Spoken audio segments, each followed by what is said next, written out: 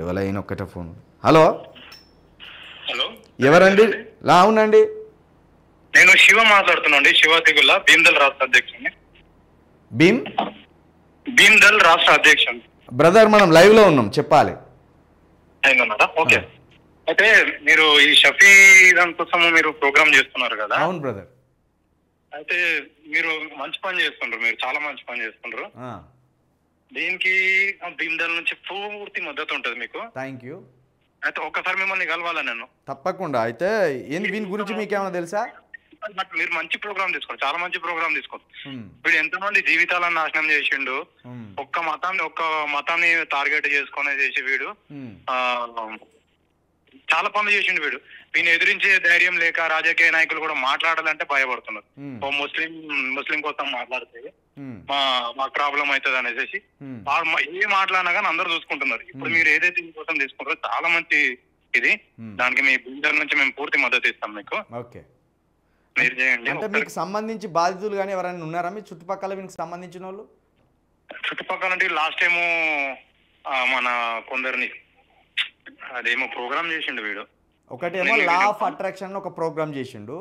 Recent గా వైజాగ్ లో business ఆచార్య పేరుతో రియల్ ఎస్టేట్ బ్రోకర్ గా మారి ఫ్లాట్లు అమ్మడానికి లేకపోతే బిజినెస్ ఎట్లా చేయాలని ఒక క్లాస్ తీసుకున్నాడు. 60,000 రూపాయలు తీసుకొని దానికి ముందు బిజినెస్ ఎట్లా మొదలు పెట్టాలని ఇంకో క్లాస్ తీసుకున్నాడు. అసలు వీడెన్ని కంపెనీలను మొదలు పెట్టిన అనేది ఎవరు అడుగుతలేరు. ఇక్కడ కామన్ పాయింట్ ఏంటంటే ఇప్పుడు నువ్వు బిజినెస్ ఆచార్య అంటే నువ్వు ఒక టాటా రతన్ లాగానో ఒక అంబానీ లాగానో ఒక అదానీ లాగానో నువ్వేదో కంపెనీలు పెట్టి ఎస్టాబ్లిష్ చేసి ఇంత సక్సెస్ అయినా అని చూపించాలి. అసలు నీకే ఒక కంపెనీ లేదు, నేను బిజినెస్ ఆచార్యాన్ని పెట్టుకొని తిరిగితే ఎట్లా? కాబట్టి సరే మనం లైవ్లో ఉన్నాము, తప్పకుండా మీలాంటి వాళ్ళ సపోర్ట్ కావాలి. పెద్ద ఎత్తున సపోర్ట్ అయితేనే వీని చట్టానికి పట్టించి వీని మనము చట్టరీత్యా శిక్షించగలం. ఇందులో ప్రధానంగా నాకు అత్యంత బాధ అనిపించేది ఏంటంటే అమ్మాయిల జీవితాలతో ఆడుకుంటాను వీడు. ఓకే, దీనికోసం మిగతా దళిత సంఘాలు ఎవడు మాట్లాడతలేడు అంటే యాక్చువల్లీ ఇప్పుడు మొన్నగా అజయ్ పాస్టర్ వాళ్ళు ఉన్నారు. వీళ్ళకి వీని గురించి తెలియక వీని పోస్టరే ఆడ కట్టి వీనే ప్రమోట్ చేసిండు.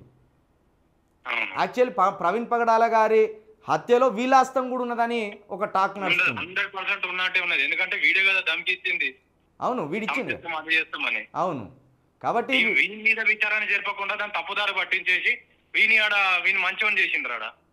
అదే ఇప్పుడు క్రైస్తవుల్లో ఉన్న అజ్ఞానం ఏంటంటే హిందువులేమో కనీసం అగ్రెసివ్గా ఇటువంటి వాళ్ళను అరికట్టాలని చూస్తుండ్రు. ఈ క్రైస్తవులేమో గుడ్డితనంతో వీళ్ళంటి వాళ్ళను ప్రమోట్ చేసుకుని వెనక తిరుగుతాను చేస్తున్నట్టు. ఇప్పుడు నీ మతం నా మతం ఒకటే కదా, మన యుద్ధం మొత్తం హిందుత్వం మీదనే అన్న సిద్ధాంతం వీళ్ళది. హిందుత్వం మీద మనం యుద్ధం కాకూడదు, యుద్ధం హిందుత్వం మీద కాకూడదు. హిందుత్వం వీళ్ళ సిద్ధాంతము, క్రైస్తవులు ముస్లింల సిద్ధాంతం అదే కదా. అయితే ఇప్పుడు ఆలోచన ఏంటంటే వాళ్ళకు రాంగ్ గైడెన్స్ ఇస్తాను హిందువులకు, అది మన క్రైస్తవులకు. హిందుత్వంలో ఉన్న తీవ్రవాదులైనా, క్రిస్టియన్లో ఉన్న తీవ్రవాదులైనా, ముస్లింలో ఉన్న తీవ్రవాదులైనా వీళ్ళ ఆలోచన ఒకటే ఉంటుంది, మనిషిని చంపడం. అంతే కదా? అంతేగాని హిందుత్వం మొత్తం మీద మనకు వ్యతిరేకత ఉండకూడదు, క్రైస్తవం మొత్తం మీద వ్యతిరేకత ఉండకూడదు, ఇస్లాం మొత్తం మీద వ్యతిరేకత ఉండకూడదు. అది కాబట్టి వీడు చేసే అరాచకాలన్నీ నాకు ఆల్రెడీ అంతా ఉన్నది డాటా. తప్పకుండా ఒక్కొక్కటి తీస్తా. 100% ప్రవీణ్ పగడాల గారి హత్యలో వీని హస్తం ఉన్నదనేదే అనుమానం చాలామందికి. దాంతోపాటు వీడు అనేక మంది అమ్మాయిలను లైంగికంగా వాడుకొని ఒక 4 పెళ్లిలకు పైగా చేసుకున్నట్టు కూడా ఒక సమాచారం ఉన్నది. అది చేద్దాం. ఓకే బ్రదర్, నేను మళ్ళీ మాట్లాడతాను మీతో. సరే, దీనికి ఎటువంటి మీకు మద్దతు కావాలన్నా కానీ మేము మీకు సపోర్ట్ ఉంటాము. నాకు కాల్ చేయండి, మనం కలుద్దాం. తప్పకుండా బ్రదర్. సరే అండి. నేను చెప్పినా కదా, వాని బాధితులు ఒక్కొక్కరు బయటకు వస్తారు. తప్పకుండా ఒక్కొక్కరు బయటకు వస్తారు.